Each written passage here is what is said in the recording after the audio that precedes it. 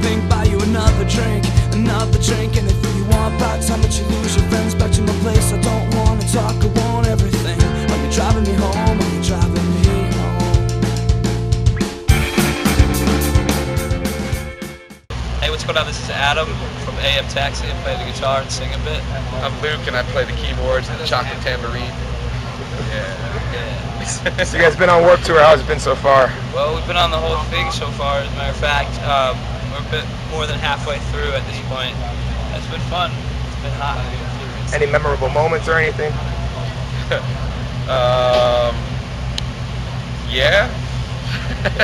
I'm not sure how many of them I can talk about. Everything started to leak together all the days. Yeah, they do kind of, they run together. It's hard to remember what day is what. I know Montreal was pretty awesome. It was just like the kids were really awesome. Everybody was rocking. We got a huge crowd going. I think all the bands had a really good day in Montreal, to tell you the truth. But after, we happened to be near this music park and like a Jamaican World Festival. So like across this bridge there was fireworks, roller coasters, and like all just like tons of Jamaican music just being played. It's a huge party when the music is going. We actually went behind our bus and played guitar for like an hour and a half. And then the fireworks started shooting off. And we were like, well, this is pretty badass, you know? I mean, Montreal was real cool. Yeah, it was fun. We almost didn't make it though. What happened? We had some trouble at the border, you know. some of our guys have a little bit of records, you know. Yeah, the border happened. The blacklisting. But we made it okay. Yeah. You know, we made it. We want to get back there soon. Montreal was great. What do you guys do when you're on the road traveling from city to city? What keeps you, occupied? Drinking. There's a lot of drinking. Listening to music. A lot of music. Juggling. I brought books. I juggled too, but I brought books. I actually brought an Xbox too that I like. I'm really proud of this. It plays Nintendo games and Super Nintendo games as well as Xbox games. It plays old Nintendo games like Mario. Yeah, I screwed with it. You get the old school childhood games. Because I know they don't want to play Xbox. I want to play Xbox. They want to play Mario, you know. So like the old Nintendo doesn't have the original joystick though. So I suck at it. Yeah, that's what he says. I think he just sucks at it. When we get home, we're gonna set up the original Nintendo, and I'm gonna kick his ass. That's not gonna happen. He might play a little bit better, but he's not gonna kick my ass. So tell us about your record. How was it recorded?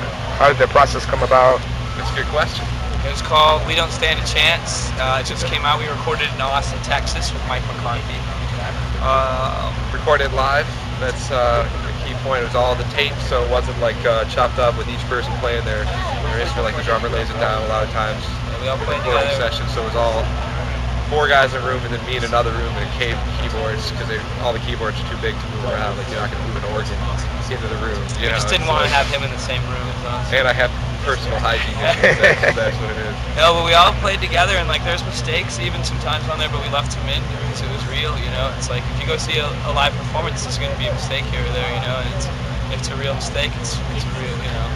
Listening to the record, it's got I think more of a live feel because the way we did it. That's awesome. Yeah, that's definitely a good way. Now, how do you guys write music? How does it come with you writing lyrics, or you writing a guitar, piano? How do you guys come about? It's always sort of different. I'll write all the music and the words, sometimes on guitar, sometimes on piano, sometimes I'll write the words first.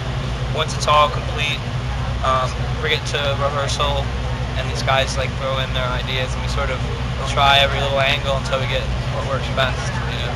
Awesome. If it ain't broke, break it. That's our motto.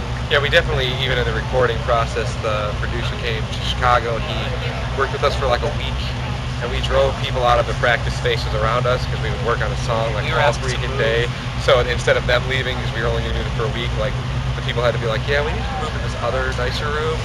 And really it was like our neighbors who were studio guys and were in there all day. They weren't bands. Your neighbors are sick of they hearing were the like, same song why are you playing this hours? for 7 hours, right? So, and then our producer Mike, he got stuck on Woodpecker, and so we recorded 2 versions of it. And that's one of the songs called Woodpecker. That's not the original name; it changed. And we found out the original name was not proper, if you will. So we worked on that song, and there was like 4 or 5 days in the studio just spent on that song.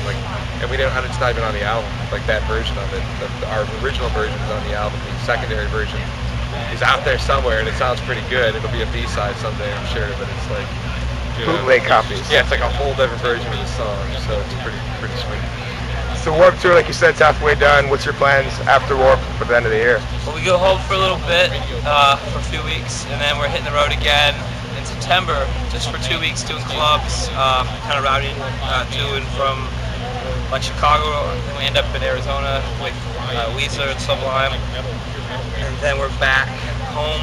And we're hoping to be doing a club tour October, November. But we just haven't heard yet who that's going to be with, or all the details. But basically, the plan is to tour because there's still a lot of people that haven't heard of AM Taxi yet. Yeah, the album just came out. We want to spread the June 8th, word around. You know what I mean? Definitely. It's always been fun. Well, that's all we have for you. Is there anything you guys want to say to your fans? Last remarks?